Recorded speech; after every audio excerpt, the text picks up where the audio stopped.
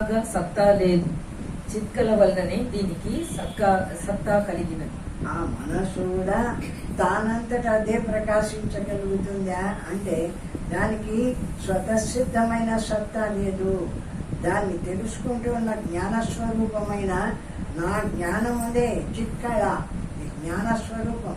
ఆ జ్ఞానస్వరూపంతోనే ఆ మనస్సుకు ఆ సత్తా ఏర్పడింది. లేకపోతే మనస్సుకు ఏ సత్తా లేనటువంటిది. జ్ఞానం వల్లనే దానికి సత్తా ఏర్పడింది అంటాడు.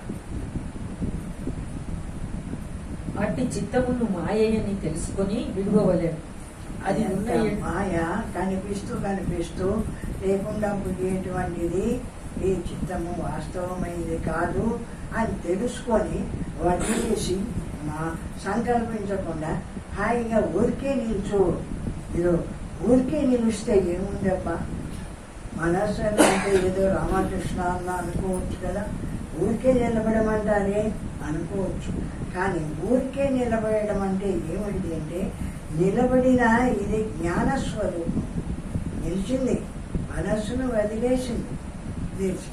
నిలిచిన జ్ఞానం ఏమిటిది? సర్వాన్ని తెలుసుకుంటూ ఉండేటువంటి జ్ఞానస్వరూపమైన బ్రహ్మస్వరూపం. అది పరమాత్మ స్వరూపం.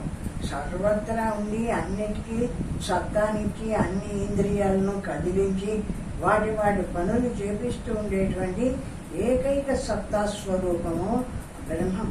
అటువంటి బ్రహ్మము నేనుగా ఉండి ఈ మనస్సును విడుస్తున్నా. నాకు ఈ మనస్సుతో అవసరంగా ఇదో తెలుసుకుంటూ ఉండేటువంటి ఈ శుద్ధమైన జ్ఞానము నా స్వరూపము అని జ్ఞానమాత్రంగా నిలిచి అనుభవాన్ని చేసుకో. అట్లా చేసుకున్నప్పుడు ఎప్పటికీ ఉంటుంది ఆ జ్ఞాన స్వరూపము. ఈ మనస్సు విషయాలు ఉంటే ఉంటుంది, విషయాలు లేకుంటే పోతుంది. శాశ్వతమైంది కాదు మనస్సు. మనస్సును చూస్తూ ఉండేటువంటి ఏ జ్ఞానం ఉందో ఆ జ్ఞానం ఎప్పటికీ ఉండేటువంటి శాశ్వతమైనటువంటి పరమాత్మ స్వరూపము. ఆ బ్రహ్మాన్ని, ఆ పరమాత్మను నేనని ధ్యానించు. అహం బ్రహ్మాస్మి, శివోహం, పరమాత్మ బ్రహ్మ అని ఆ బ్రహ్మం నేను, ఆ పరమాత్మ నేను, పరమాత్మ నేను అని ఆ పరమాత్మను ధ్యానించు. ఆ విధంగా పరమాత్మను ధ్యానించినప్పుడు నేను అనే పరమాత్మతో ఏకత్వం పొందుతున్నావు కదా. నేను అంటున్న ఈ జీవుడు దేహం నేను అంటున్నాడు, ఇంద్రియాలు నేను అంటున్నాడు, ఈ పని చేస్తున్నా నేనంటాడు. ఈ విధంగా ప్రపంచ రూపాన్నంతా పొందిన ఈ నేను అహం బ్రహ్మాస్మి, శివోహం శివోహం, ఆ బ్రహ్మం నేను అన్నాడు. ఈ శరీరంలో ఈ శరీరాన్ని కానీ ఈ ఇంద్రియాలను కానీ ఇక్కడ కనిపించే ప్రపంచాన్ని కానీ ఇదంతా ఇప్పుడు చూడలే, వదిలేసినాడు. వదిలేసి ఇదో ఈ జ్ఞాన స్వరూపమైన బ్రహ్మం నా స్వరూపము, అహం బ్రహ్మాస్మి శివోహం అని బ్రహ్మమాత్రంగా నిలుస్తున్నాడు. ఇందులో ఉండేటువంటి జీవుడు బ్రహ్మమందు ఏకత్వమవుతున్నాడు, కలిసిపోతున్నాడు. బ్రహ్మంతో కలిసిపోతున్నాడు కాబట్టి ఇది జీవ బ్రహ్మైక్యము. జీవుడు ఆ బ్రహ్మంలో ఏకం పోయినాడు, కలిసిపోయినాడు. కాబట్టి ఇది ముక్త స్థితి, జీవన్ముక్త స్థితి. బతికి ఉండంగానే ముక్తిని పొందినటువంటి వాడు పరమాత్మ స్వరూపాన్ని తెలుసుకున్నాడు. ఆ పరమాత్మ నేను అనుకున్నాడు. ఆ బ్రహ్మాస్మి శివోహం అన్నాడు. బ్రహ్మమాత్రంగా నిలిచినాడు. ఈ ప్రపంచాన్ని ఇంకా వాడు అనుకోలేదు అంటే వాడు జీవన్ముక్తుడు. వాడి జీవభావాన్ని వదిలేసినాడు. జీవభావం అంటే ఏమిటిది? జీవభావం అంటే దేహం నేను, ఇంద్రియాలు నేను, ఈ ప్రపంచం నేను, ఈ పిల్లలు నాది, ఈ డబ్బు నాది, వీళ్ళన్నిటినీ నావి అనుకుంటూ ఉండేటువంటిది జీవభావము. ఇది భావం మాత్రమే.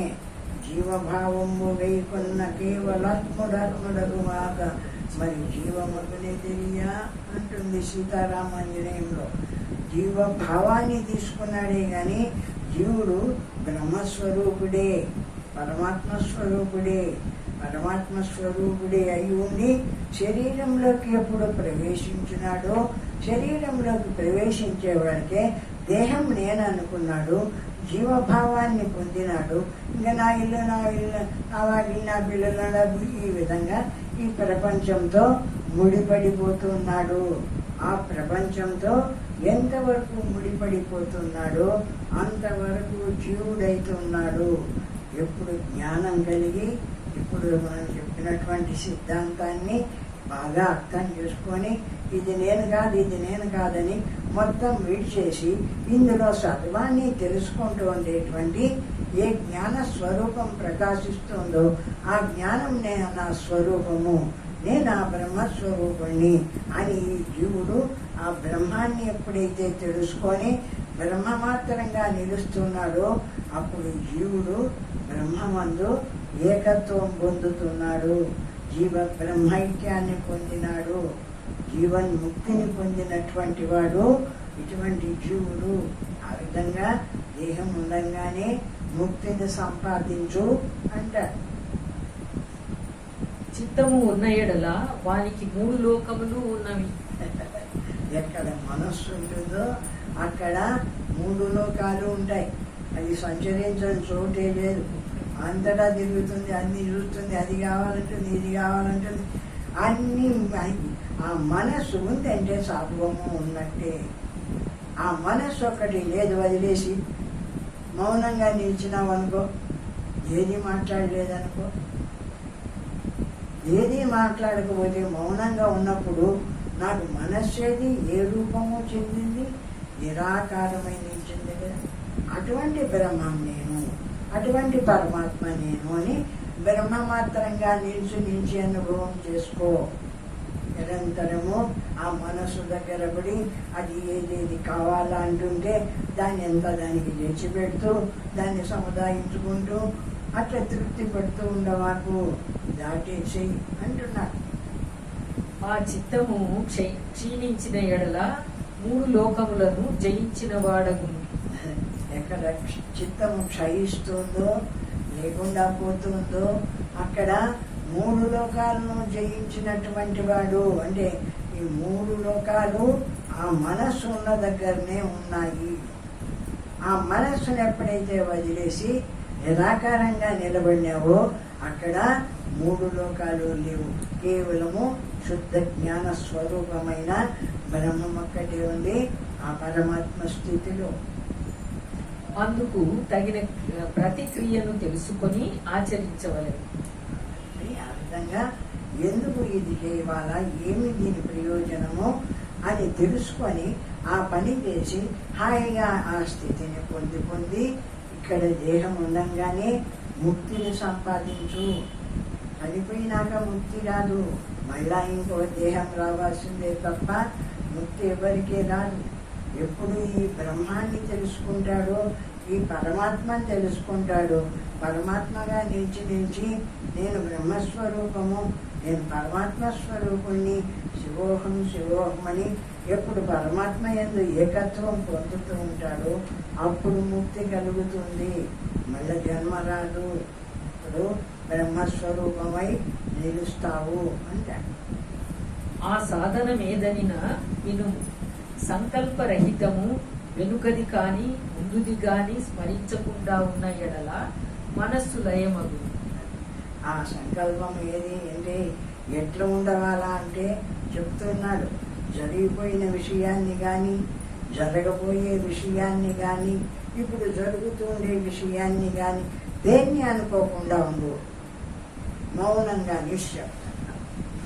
ఎప్పుడు ఆ మౌనంగా నిశ్శబ్దంగా నిలుస్తావో అప్పుడు ఈ మనస్సు లేదక్కడ, శుద్ధమైన జ్ఞానస్వరూపమే బ్రహ్మమే ఉంది, ముక్తుడవైతావు. ఆ విధంగా నుంచి ముక్తిని సంపాదించు అంటారు. అదే చిత్త లయము. అట్లు చేసినప్పుడు మనస్సు లయమై బుద్ధి మాత్రము లయించకుండా నిలబడి ఉండు. అది చిత్తలయము అంటారు.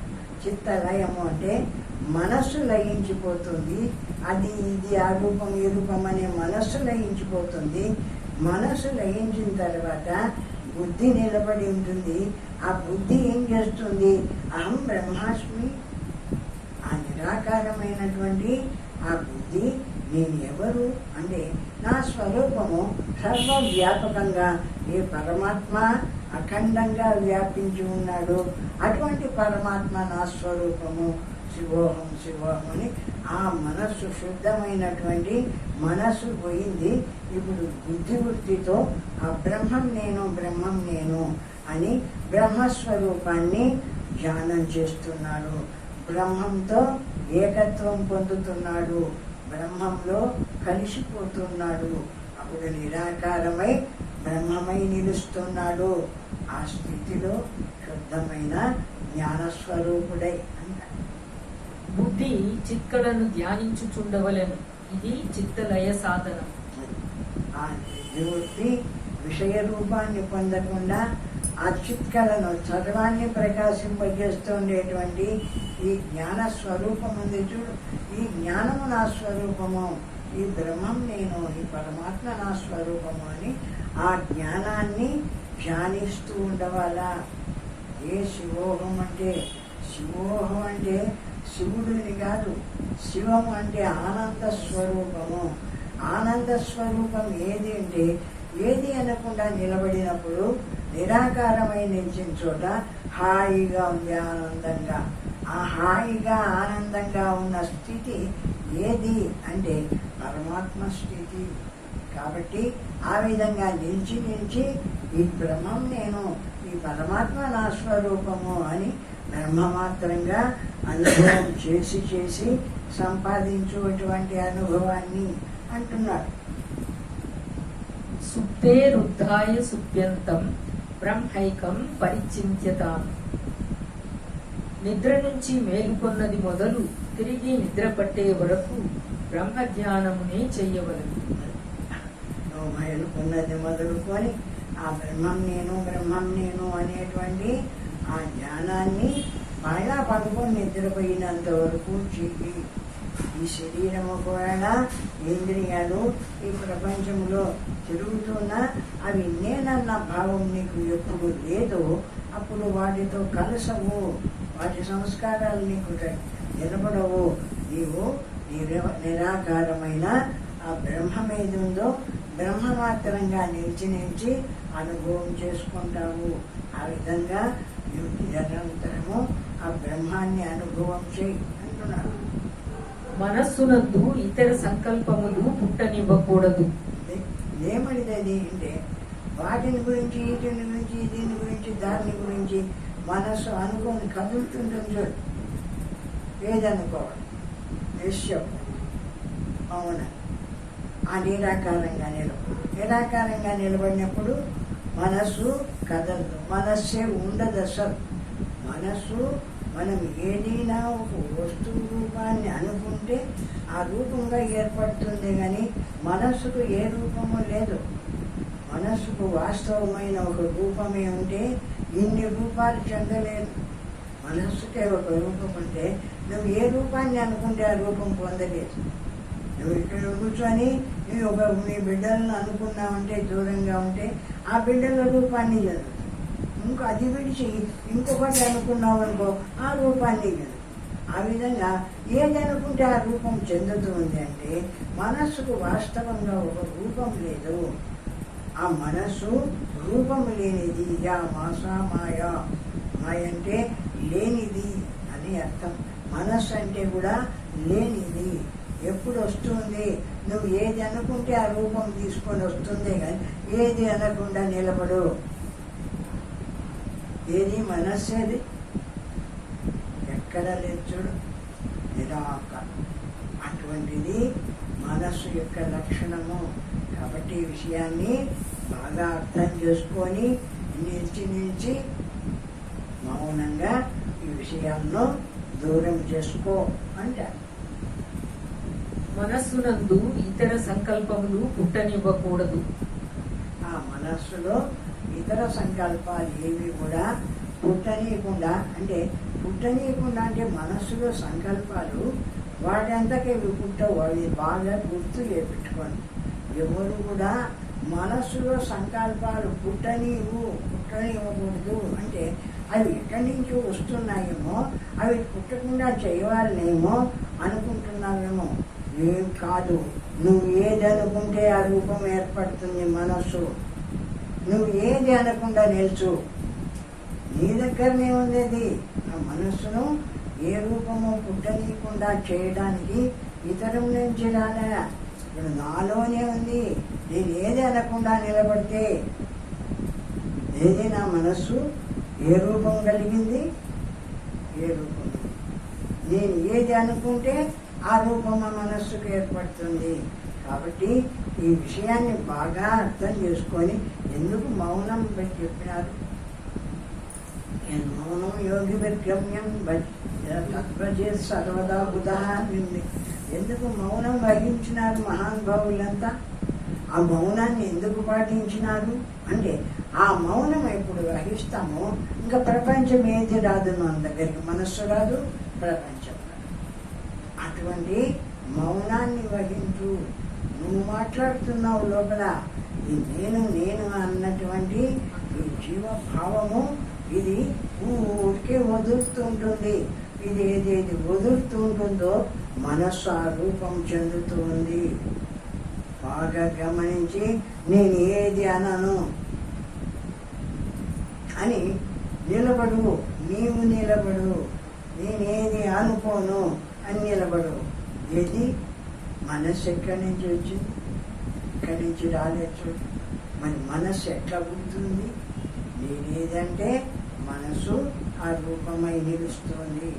కాబట్టి మనస్సును ఏదో లేకుండా చేయాలని కాదు, నేను అనకుండా ఉండవాలా. మౌనం నిశ్శబ్ద బ్రహ్మ ఉచ్యతే. బ్రహ్మస్వరూపము నిశ్శబ్ద స్వరూపము అంటాడు. ఎందుకు? యస్మిన్ సంలీయతే శబ్ద తత్పరం బ్రహ్మ లీయతే. ఎక్కడ శబ్దం లేకుండా పోతుందో అది బ్రహ్మస్వరూపం అని తెలుసుకో. శబ్దం ఎక్కడ లేకుండా పోయిందో మనస్సు రూపం అక్కడ నిలబడదు. మనస్సు రూపం నిలబడకపోయేటప్పటికీ నిరాకారం కాబట్టి ఆ నిశ్శబ్దం బ్రహ్మస్వరూపము. ఆ బ్రహ్మస్వరూపమే నిశ్శబ్ద స్వరూపం అని తెలుసుకో అని చెప్తుంది శాస్త్రం.